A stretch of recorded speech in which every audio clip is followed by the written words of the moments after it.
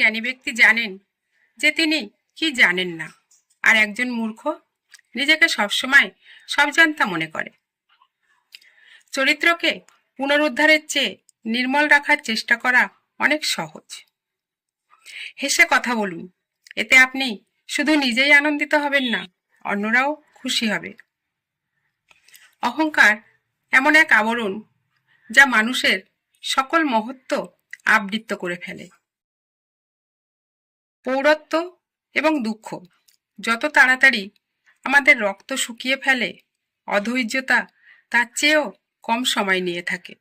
যার জীবনে যত ভুল, তার জীবন তত সেরা হতে পারে, কারণ অন্ধকার অলিগলি পার হয়েই মানুষ আলোকবর্তিতার সন্ধান পায়। যে ধৈর্য ধরতে জানে তার জন্য আনন্দঘন প্রশান্তি অপেক্ষা করে। বুদ্ধিমান লোকের জন্য একটি ইশারাই যথেষ্ট। অন্ধরা দেখতে না পেলেও আলো আলোই থাকে, সে অন্ধকার হয়ে যায় না। 1000 মাইলের যাত্রা শুরু হয় একটি মাত্র পদক্ষেপের মধ্য দিয়ে।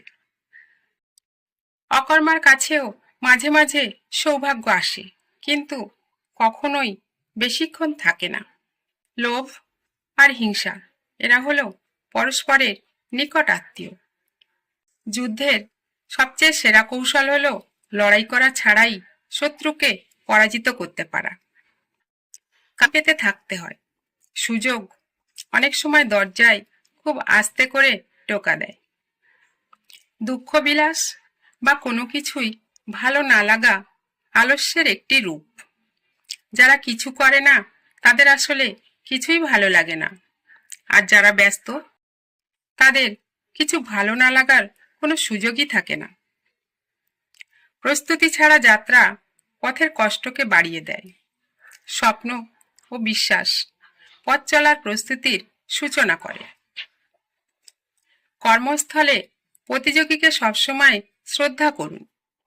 শক্তিশালী প্রতিযোগী আপনার মেধার সর্বোত্তম বিকাশে অনুঘটক হিসাবে কাজ করবে।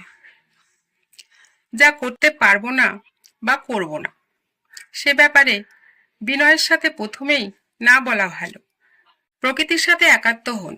প্রকৃতি মন, দেহ ও আত্মার মাঝে সবসময় ভারসাম্য এনে দেয়।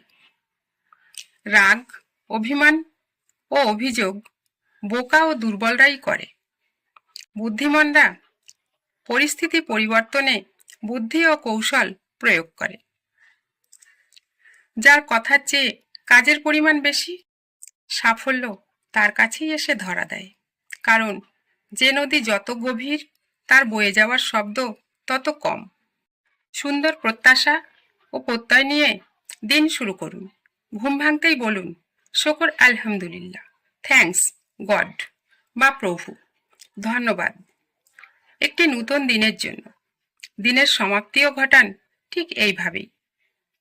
আজ পর্যন্ত কোনো ভিক্ষুক, দাতা বা স্বাবলম্বী হতে পারেনি। যে হাত নিতে অভ্যস্ত, সে হাত কখনো দিতে পারে না। আপনার সময় নেই, এই অজুহাত গ্রহণযোগ্য নয়, কারণ সময় কোন কাজে ব্যয় করবেন তা নির্ধারণের অধিকার আপনার রয়েছে। কোনো ঘটনার সাথে সাথে প্রতিক্রিয়া ব্যক্ত করতে নেই, একটু ভাবতে হয়। লম্বা শ্বাস নেওয়া প্রয়োজন। মনকে জিজ্ঞাসা করা উচিত, এই মুহূর্তে কি করণীয়। মুক্ত বিশ্বাস হচ্ছে সকল সাফল্য, সকল অর্জনের ভিত্তি। বিশ্বাসী রোগ নিরাময় করে, মেধাকে বিকশিত করে, যোগ্যতাকে কাজে লাগায়, দক্ষতা সৃষ্টি করে, ব্যর্থতাকে সাফল্যে আর অশান্তিকে প্রশান্তিতে রূপান্তরিত করে। সমস্যায় পড়লেই সমাধানের জন্য উৎকণ্ঠিত হবেন না। সমস্যাকে তার প্রাকৃতিক প্রক্রিয়ার মধ্যে ছেড়ে দিন। প্রতিটি সমস্যার মধ্যেই নতুন সম্ভাবনা লুকিয়ে থাকে। সব ধরনের অনিশ্চয়তা, হতাশা আর বাধা সত্ত্বেও নিজের সবটুকু দিয়ে সফল হওয়ার চেষ্টাই শক্তিমান মানুষকে দুর্বলদের থেকে আলাদা করে।